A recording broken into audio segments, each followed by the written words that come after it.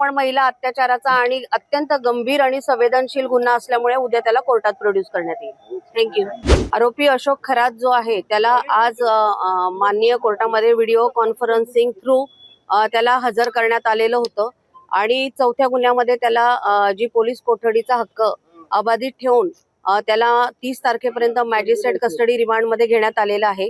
आणि आता जो त्याचा 5वा गुन्हा आहे 79/2026 याच्यामध्ये त्याला वर्ग करण्यात आलेला आहे आणि उद्या त्याला पोलीस कोठडीसाठी माननीय कोर्टामध्ये हजर करण्यात येईल. थँक्यू.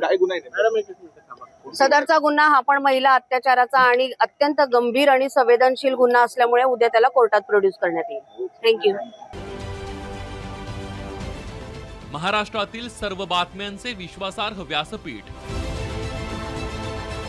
सकाळच्या सर्व सोशल मीडिया प्लॅटफॉर्मला लाईक, फॉलो आणि सबस्क्राईब करा.